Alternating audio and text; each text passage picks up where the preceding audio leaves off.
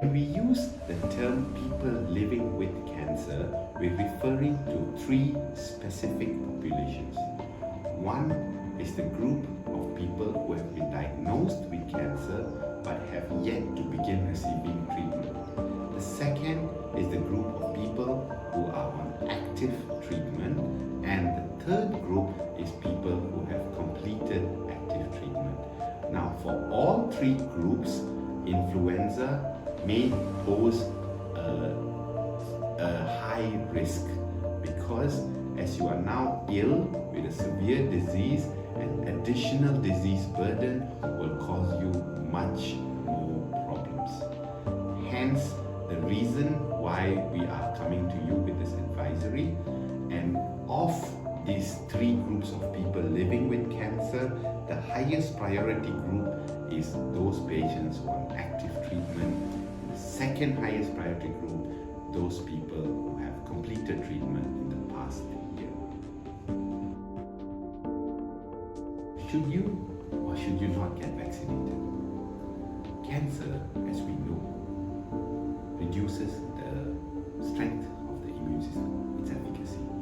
So even the most normal infections can turn out to be highly complicated in cancer patients. So one of the big problems that face cancer patients is how they deal with regular infections. Influenza is one of them. So that's an absolute recommendation for people living with cancer, irrespective of what stage of treatment you're in, to actually get vaccinated against influenza. Inactivated quadrivalent flu vaccine. That's what the recommendation is for people living with cancer. Now, the quadrivalent flu vaccine is designed to protect against 4 different types of viruses.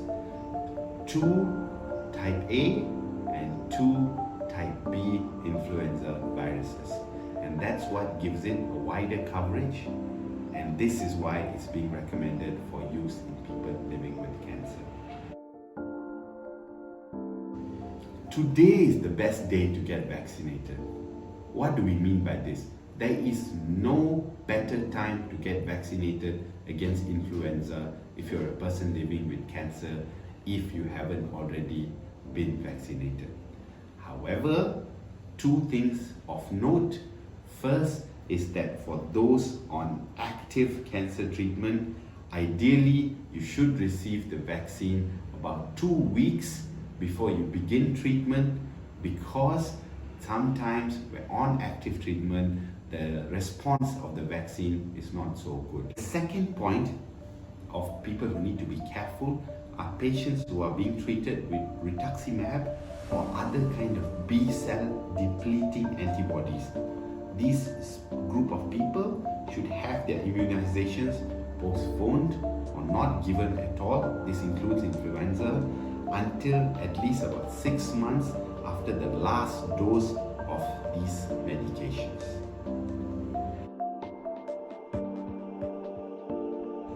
Two groups need to be concerned with administration of the influenza vaccine. The first group is adult patients with hematologic malignancies. These are people with leukemias and lymphomas, and they may have a lower response to immunization compared to adult patients with other solid tumors. The second group that we need to be concerned about is pediatric patients with hematologic malignancies undergoing stem cell transplant. Usually, we will give the inactivated flu vaccine for this group of people 2 weeks before the harvest is conducted, and subsequently for recipients, you re-give the influenza vaccine for 6 months after transplant. 4 precautions for the influenza immunization in adults and pediatric patients with cancer. First, generally the vaccination is not recommended to children below 6 months of age. That's the first precaution. Second precaution is if you're someone who's had a severe allergic reaction or an anaphylactic reaction to the influenza vaccine previously, a lot of caution should be taken on whether you are to get this vaccine or not. Now, the third precaution is actually a good one, because now we're finding out that people who have allergies to egg, people with known allergies to egg, are okay with taking the vaccine. You can receive this vaccine without even having to have a previous or a prior influenza skin reaction test.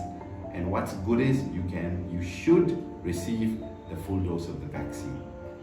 So again, reconfirming that people with egg allergies are entirely safe to take the influenza vaccine, the inactivated quadrivalent influenza vaccine.